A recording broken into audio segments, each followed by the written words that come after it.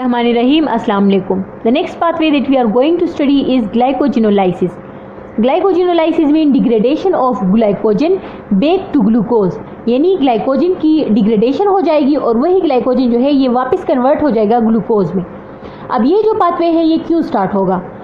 तो जब भी बॉडी में ग्लूकोज की कंसंट्रेशन कम होंगी, ब्लड में ग्लूकोज की कंसंट्रेशन कम होंगी, तो आपका ग्लाइकोजेनोलाइसिस का पाथवे जो है वो स्टार्ट होगा। यानी आपके पेंक्रियास से ग्लूकागोन सीक्रेट होगा, वो ग्लूकागोन जाके हमारे हेपेटोसाइट्स के ऊपर रिसेप्टर्स पे अटैच हो जाएगा, सेकेंड मैसेंजर सिस्टम एक्टिवेट हो जाएगा और फॉस्फोराइलेशन स्टार्ट हो जाएंगी, जिसकी वजह से ग्लाइकोजेनोलाइसिस जो पाथवे है वो स्टार्ट हो जाएगा, इनिशिएट हो जाएगा। ठीक है, ग्लाइकोजन का एक मॉलिक्यूल मैंने ड्रॉ किया है जिसमें आप लोग देख सकते हैं कि एक मेन सेंट्रल चेन होगा जिसको हम कोर कहते हैं।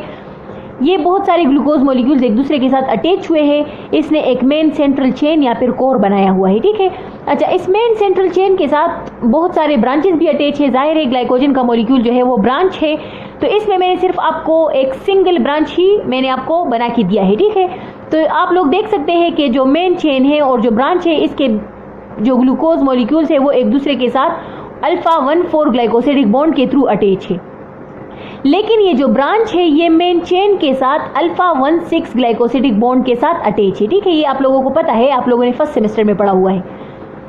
अच्छा, तो जब भी ग्लाइकोजेनोलाइसिस स्टार्ट होंगी तो वो स्टार्ट होंगी नॉन रिड्यूसिंग एंड्स पे। तो now what is reducing ends and non reducing ends of glycogen?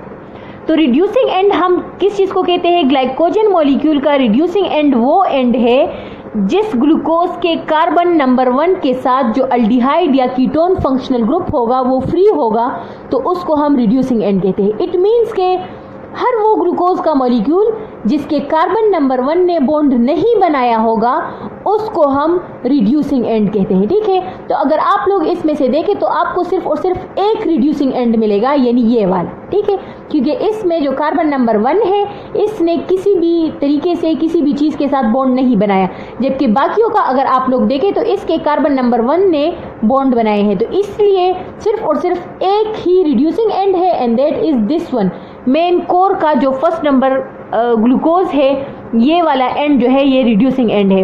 ये जो रेड कलर के मैंने ड्रॉ किए हैं these are non reducing ends. Non reducing ends mean के इसके कार्बन नंबर 1 जो है इसका जो अल्डिहाइड और कीटोन फंक्शनल ग्रुप है, यानी जो हेमी एसिटल और हेमी केटल ग्रुप जो है वो फ्री नहीं है। इन्होंने बॉन्ड्स बनाए हैं अपने नियर बाय ग्लूकोज मॉलिक्यूल्स के साथ, तो इस वजह से these red colour molecules are या these red colour ends are non reducing ends, जबकि this one is reducing end. ठीक है, तो ग्लाइकोजेनोलाइसिस जो है वो स्टार्ट हो रहा है नॉन रिड्यूसिंग एंड्स पे विच आर मोर देन 1, जबकि रिड्यूसिंग एंड जो है वो सिर्फ और सिर्फ एक ही होगा।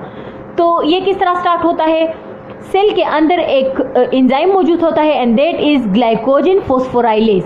ग्लाइकोजन फॉस्फोराइलेज का क्या फंक्शन है कि ये इनऑर्गेनिक फॉस्फेट को यूज करता है और वही इनऑर्गेनिक फॉस्फेट जाके इस 1,4 ग्लाइकोसिडिक बॉन्ड को 1 बाय 1 तोड़ता है, ब्रेक करता है, और वो जो फॉस्फेट है वो इस ग्लूकोज के मॉलिक्यूल के साथ अटैच होके इन the form of glucose 1 phosphate release होता है। ठीक है, तो ग्लाइकोजन फॉस्फोराइलेज का क्या फंक्शन है? वो 1,4 ग्लाइकोसिडिक लिंकेज को ब्रेक करता है from the non reducing and. तो जो ग्लूकोज का मॉलिक्यूल है वो सिंपल ग्लूकोज के मॉलिक्यूल के फॉर्म में रिलीज नहीं होगा, बल्कि वो इन the form of glucose 1 phosphate remove होगा। ठीक है, अच्छा, ये जो ग्लाइकोजन फॉस्फोराइलेज है ये एक ऐसा पॉइंट आ जाता है कि ये डीएक्टिवेट हो जाता है। ठीक है, अब ये किस तरह डीएक्टिवेट होगा?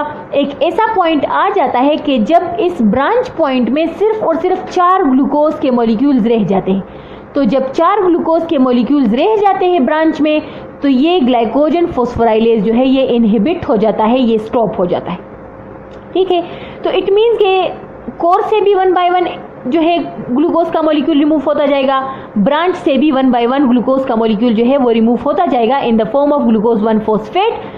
एक ऐसा पॉइंट आ जाएगा जब ब्रांच के साथ सिर्फ और सिर्फ 4 ग्लूकोज के मॉलिक्यूल रह जाएंगे, तो अब ये जो फॉस्फोराइलेज एंजाइम है ये इनहिबिट हो जाएगा, डीएक्टिवेट हो जाएगा। ठीक है, यहाँ पर मैंने लिखा है 8 इनऑर्गेनिक फॉस्फेट मॉलिक्यूल्स आए हैं और इन्होंने 8 ग्लूकोज 1 फॉस्फेट्स बनाए हैं। क्यों?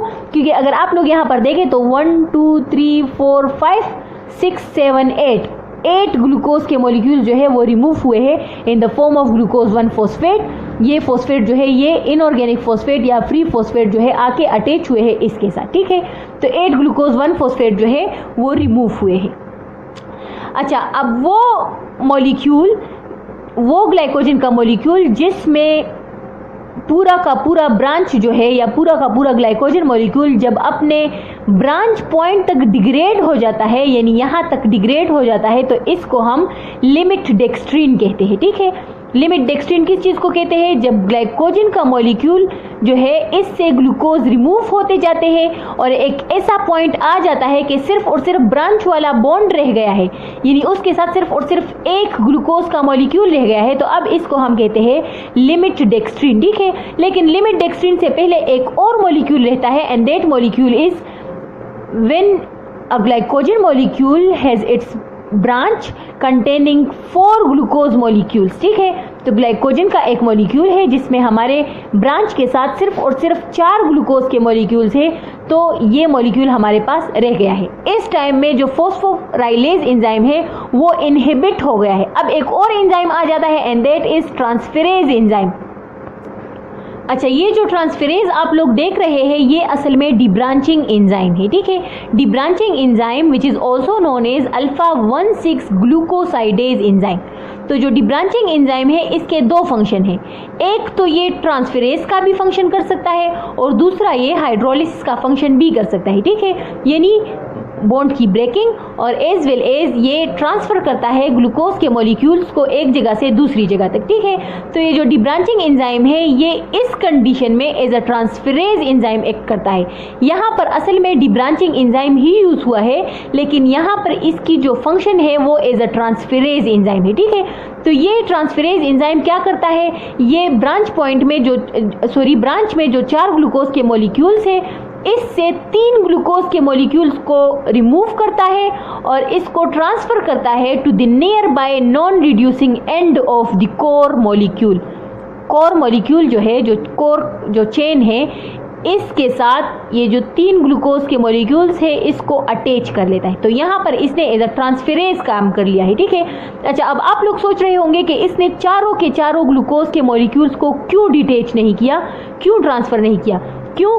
क्योंकि यहाँ पर जो बॉन्ड्स है वो अल्फा 1,4 ग्लाइकोसिडिक बॉन्ड है, लेकिन यहाँ पर जो बॉन्ड है, जो ब्रांच पॉइंट पे जो बॉन्ड है वो असल में अल्फा 1,6 बॉन्ड है, ठीक है। तो इसलिए इसने कलेक्टिवली इसको ट्रांसफर नहीं किया, बल्कि इन 3 ग्लूकोज के मॉलिक्यूल्स को ट्रांसफर किया और अब एक नया कंपाउंड हमारे पास रह गया है जिसमें सिर्फ और सिर्फ ब्रांच पॉइंट मौजूद है और इस कंपाउंड को हम कहते हैं लिमिट डेक्स्ट्रीन, ठीक है। तो अब ये जो डिब्रांचिंग एंजाइम है जिसको हम अल्फा 1,6 ग्लूकोसाइडेज एंजाइम भी कहते हैं, ये क्या करता है, ये हाइड्रोलिसिस कर लेता है इस ब्रांच पॉइंट की।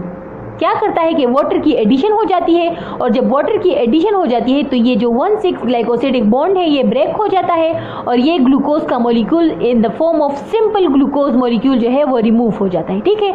तो अब हमारे पास क्या रह गया है, अब हमारे पास सिर्फ और सिर्फ सिंपल चेन रह गया है, किस चीज़ का, ग्लाइकोजन का। और अब ये जो ग्लूकोज के मॉलिक्यूल्स है ये 1 by 1 in the form of glucose 1 phosphate remove होते जाएंगे with the help of glycogen phosphorylase enzyme, ठीक है। तो in the form of glucose 1 phosphate हमारे पास पूरा का पूरा जो ग्लाइकोजन होगा वो डिग्रेड हो जाएगा और हमें क्या चीज़ देंगे, ग्लूकोज 1 फॉस्फेट। अच्छा, अब ये जो ग्लूकोज 1 फॉस्फेट बन गया है हमारे पास, तो मसल्स में क्या होता है, यही ग्लूकोज 1 फॉस्फेट कन्वर्ट हो जाता है ग्लूकोज 6 फॉस्फेट में थ्रू फॉस्फोग्लूकोम्यूटेज एंजाइम और यही ग्लूकोज 6 फॉस्फेट जो है ये फिर एरोबिक रिस्पायरेशन के थ्रू हमें एनर्जी देता है।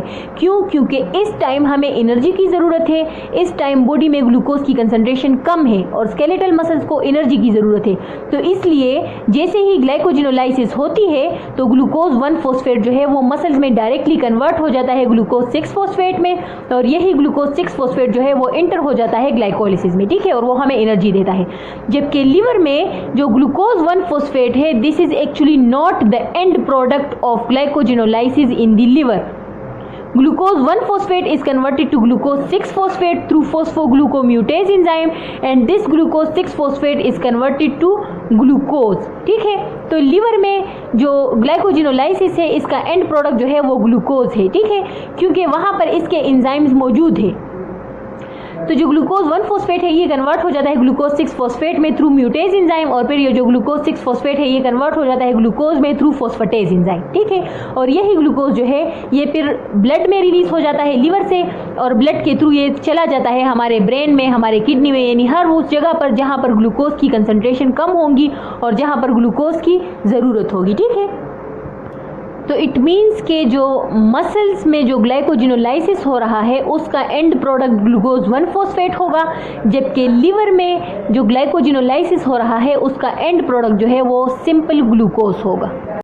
अच्छा, इसकी रेगुलेशन अब क्या है, तो इंसुलिन की वजह से जाहिर है ग्लाइकोजेनेसिस जो है वो स्टार्ट होगा, जबकि ग्लूकागोन और एपिनेफ्रिन की वजह से ग्लाइकोजिनोलाइसिस स्टार्ट होगा, ठीक है। इंसुलिन की वजह से ग्लाइकोजेनेसिस, जबकि ग्लूकागोन और एपिनेफ्रिन की वजह से ग्लाइकोजिनोलाइसिस स्टार्ट होगा, ठीक है। जो ग्लूकागोन है ये सेकंड मैसेंजर सिस्टम एक्टिवेट करता है जिसमें से साइक्लिक AMP आता है, ठीक है। जबकि इंसुलिन जो है वो टायरोसिन काइनेज के थ्रू, यानी टायरोसिन काइनेज जो सेकंड मैसेंजर सिस्टम है उसके थ्रू अपना फंक्शन परफॉर्म करता है, और जो एपिनेफ्रिन है वो एडिनाइलेट साइक्लेज सेकंड मैसेंजर सिस्टम के थ्रू अपना फंक्शन परफॉर्म करता है।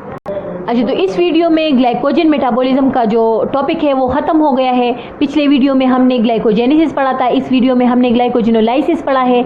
तो ये जो दोनों पाथवे हैं ये ग्लाइकोजन मेटाबॉलिज्म में आ रहे हैं। कोई क्वेश्चन हो तो आप लोग कमेंट में पूछ सकते हैं, और इसको आपने क्या करना है, इसकी प्रैक्टिस आप लोगों ने करनी है ताकि आपको ईजीली समझ आ सके। Thank you.